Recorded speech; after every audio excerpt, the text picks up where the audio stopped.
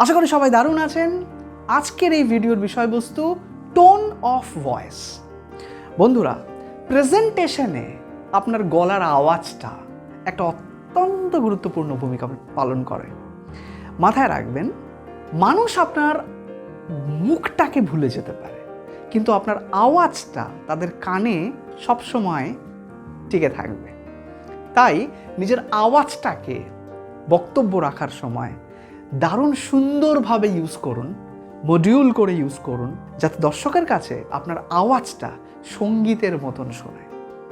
দেখুন, গানে যেরকম 3টে নোটস হয়, ঠিক আছে, একটা লো টু হাই, একটা হাই টু লো, আর একটা ফ্ল্যাট। ঠিক কথা বলার সময়ও কিন্তু আমাদের সেই 3টে নোটের উপরে ভিত্তি করে কথা বলতে হবে। কখনো অ্যাসেন্ডিং ভয়েস মানে নিচের থেকে ওপরের দিকে যাওয়া, ঠিক আছে। কখনো ডিসেন্ডিং ভয়েস মানে ওপর থেকে নিচের দিকে আসা। আর একটা হচ্ছে ফ্ল্যাট নোটস, মানে আপনি একই রেঞ্জে কথা বলছেন, একই নোটসে কথা বলছেন, এটাকে বলা হয় ফ্ল্যাট নোটস বা মোনোটোন। আচ্ছা, এবার এই যে সবগুলো মিলিয়ে বিভিন্ন রকম টোনস রয়েছে, এগুলোকে কিন্তু আপনাকে মিক্স আপ করতে হবে। যখন আপনি মিক্স আপ করবেন, তখনই আপনার আওয়াজটা শ্রুতি মধুর হবে, দর্শকের কাছে পৌঁছবে এবং দর্শক সেটাকে দারুণভাবে গ্রহণ করবে, ঠিক আছে। মানুষ আপনাকে ভুলে যেতে পারে, কিন্তু আপনার কথার আওয়াজটা কিন্তু ভুলবে না, ঠিক আছে। দেখবেন অনেক সময় এরকম হয় যে একটা মানুষের আওয়াজ শুনে তাকে না দেখেও আমরা চিনতে পারি, আরে এটা তো ওই মানুষটা। এটা খুব স্বাভাবিক ব্যাপার আমাদের কাছে, কারণ তার আওয়াজটা আমাদের মধ্যে বিধে থাকে। আপনার পরিবারের সদস্যের কথা বা আপনার বন্ধু বান্ধব বা কোনো পরিচিত লোকের কথা আমি ছেড়েই দিলাম, কোনো অজানা মানুষ, একবার আপনি তার কথাটা শুনেছেন, এত সুন্দর লেগেছে আপনার কানে সেই আওয়াজটা লেগে আছে, জাস্ট লেগে আছে।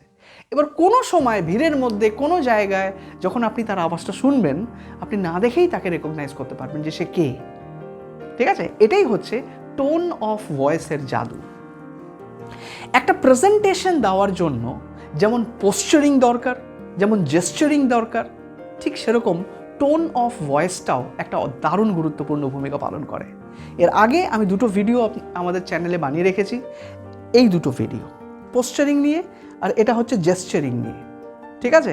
এই 2টো ভিডিও অবশ্যই দেখে নেবেন। এই ভিডিওটা দেখার সাথে সাথে এই 2টো ভিডিও দেখে নেবেন, তাহলে আপনাদের কমপ্লিটনেস তৈরি হবে প্রেজেন্টেশন দেওয়ার ক্ষেত্রে।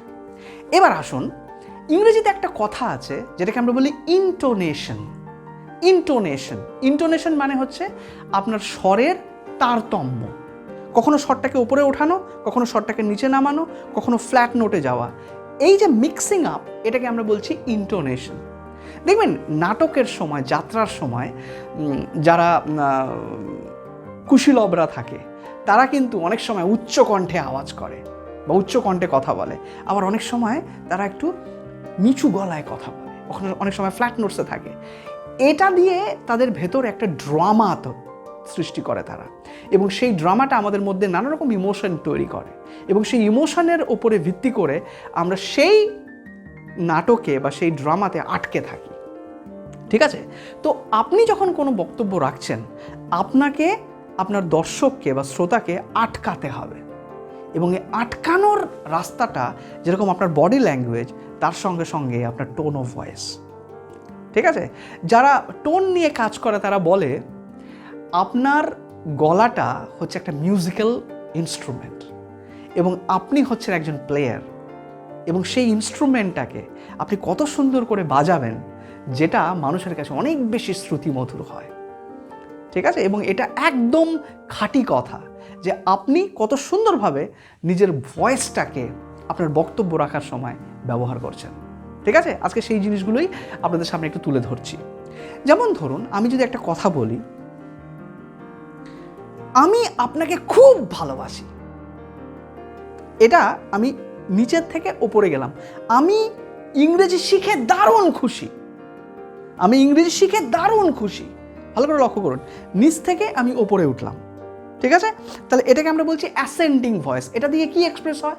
এটা দিয়ে আমার এক্সাইটমেন্ট এক্সপ্রেস হয়, এটা দিয়ে আমার একটা মানে ভেতরে একটা, আমি খুব আকর্ষণীয় কোনো একটা জিনিস বলছি, আমার ভেতরের একটা দারুণ অ্যাচিভমেন্টস, সেই জিনিসটাকে প্রকাশ করছি, সেটা অ্যাসেন্ডিং ভয়েস দিয়ে আমরা বলতে পারি, অর্থাৎ লো নোটস থেকে হাই নোটসে বলতে পারি। অনেক সময় দেখা যায় আমরা হাই নোটস থেকে লো নোটসে আসছি। তিনি আমাকে খুব বাজেভাবে অসম্মান করেছিলেন। এখানে কি হচ্ছে, হাই নোটস থেকে আমি লো নোটসে এলাম, তার মানে আমি একটা হতাশা প্রকাশ করলাম, যেখানে আমি এক্সস্টেড, আমি হতাশাগ্রস্ত। হাই নোটস থেকে যখন আমি লো নোটসে আসব, এখানে একটা নিজের মনের কোনো একটা হতাশাকে প্রকাশ করার জন্য আমরা এটাকে ব্যবহার করতে পারি। কিন্তু কখনো কখনো একটা ডিপ ভয়েসে যখন আমি কথা বলি, সেখানে কিন্তু একটা বোল্ডনেসও থাকে। ইংরেজি শেখাটা আমাদের একটা অত্যন্ত গুরুত্বপূর্ণ দায়িত্ব।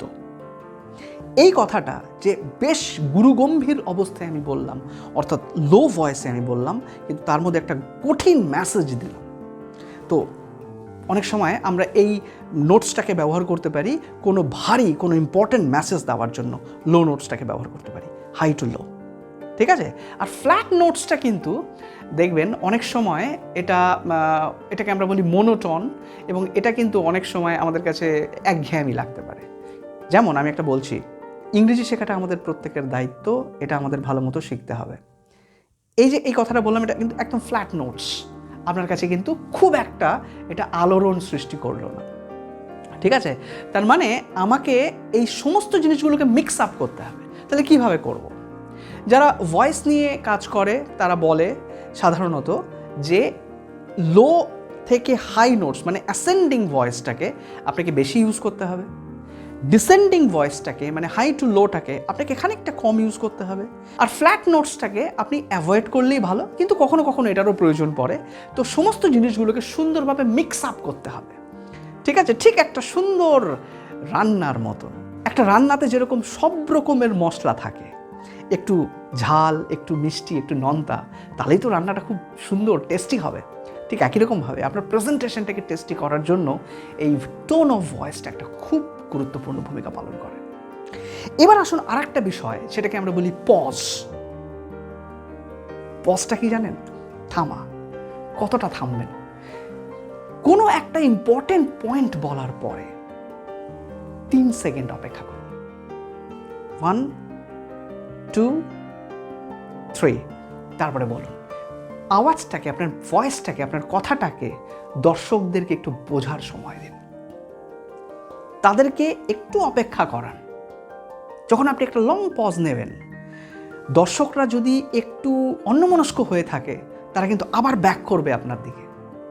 এটা একটা অত্যন্ত গুরুত্বপূর্ণ, পজটা একটা ভেরি ইম্পর্ট্যান্ট রোল প্লে করে আপনার টোটাল প্রেজেন্টেশনের ওপরে, স্পিচের ওপরে। তাই মাঝে মাঝে একটা লং পজ নেবেন কোনো একটা বিশেষ মেসেজ দেওয়ার পরে। এটা দারুণ এফেক্টিভ একটা স্কিল দর্শকদের কনসেন্ট্রেশনটাকে ব্যাক করে আপনার কাছে আনার জন্য। এবার আসুন স্পিড। আপনি কত স্পিডে কথা বলবেন? প্রফেশনাল যারা স্পিচ রাখে তারা বলে আপনার ওয়ার্ড পার মিনিট হওয়া উচিত 110 থেকে 130টা ওয়ার্ডের মধ্যে, যেটা কিন্তু দর্শকদের কাছে অনেক বেশি আন্ডারস্ট্যান্ডেবল। আপনি যদি খুব স্পিডে কথা বলেন, দর্শকরা অনেক কিছু মিস করে যাবে।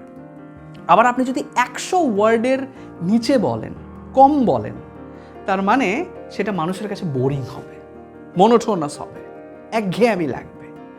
সব থেকে আইডিয়াল স্পিড হচ্ছে 110টা ওয়ার্ড থেকে 130টা ওয়ার্ডের মধ্যে পার মিনিট আপনাকে বলা। এবং এটা তো আপনি গুনে গুনে এক্স্যাক্টলি বলতে পারবেন না, তো একটা নর্মাল স্পিড মেনটেন করতে হবে, যেটা আপনি রেকর্ড করে দেখতে পারেন। একটা স্পিচকে রেকর্ড করে আপনি সেখান থেকে একটা ধারণা পেতে পারেন কিভাবে সেই স্পিচটা আপনি বললেন, তার স্পিডটা কেমন, সেটা মানুষের কাছে কত সুন্দরভাবে পৌঁছলো, মানুষ সেটা কতটা বুঝতে পারল। তো এই স্পিডটা সাধারণত 110 থেকে 130টা ওয়ার্ড পার মিনিটের মধ্যে রাখলে সেটা একদম অ্যাপ্রোপ্রিয়েট হবে। আর একটা জিনিস মাথায় রাখবেন, যে কোনো স্পিচ দিতে যাওয়ার আগে একটু ব্রিদিং প্র্যাকটিসটা করে নেওয়া দরকার। 3টে লং ব্রিথ, নাক দিয়ে নিয়ে মুখ দিয়ে নিঃশ্বাসটা ছাড়ুন 2 থেকে 3 বার। এটা করুন, আপনি অনেক লাইট হয়ে যাবেন ভেতর থেকে, এবং কথা বলার সময় আপনার যে ডায়াফ্রামটা আছে, যেটার মধ্যে হাওয়াটা সঠিকভাবে যদি তার মধ্যে থাকে, তাহলে আপনার আওয়াজটা অনেক বেশি ক্ল্যারিটি হবে। সেজন্য আমরা বলি যে মুখ দিয়ে কথা না বলে বুক দিয়ে কথা বলুন। যখন আপনি বুক দিয়ে কথা বলবেন, দেখবেন বুক দিয়ে কথা বলার মানে হচ্ছে আপনি গভীরভাবে পুরো নিঃশ্বাসটা নিয়ে যখন আপনি সেটাকে ছাড়বেন, তখন সেটা সেই শব্দটার ক্ল্যারিটি অনেক বেশি ভালো হবে এবং মানুষের কাছে সেটা খুব বেশি গ্রহণযোগ্য হবে। তাই চেষ্টা করুন একটু রিল্যাক্স থেকে কথা বলার। হড়বড়ির কোনো প্রয়োজন নেই, কোনো তাড়াহুড়োর প্রয়োজন নেই। ধীরে একটা লং ব্রিথ নিয়ে আপনি আপনার বক্তব্যটাকে প্রেজেন্ট করুন, দেখবেন সেটা অনেক বেশি গ্রহণযোগ্য হবে। ঠিক আছে?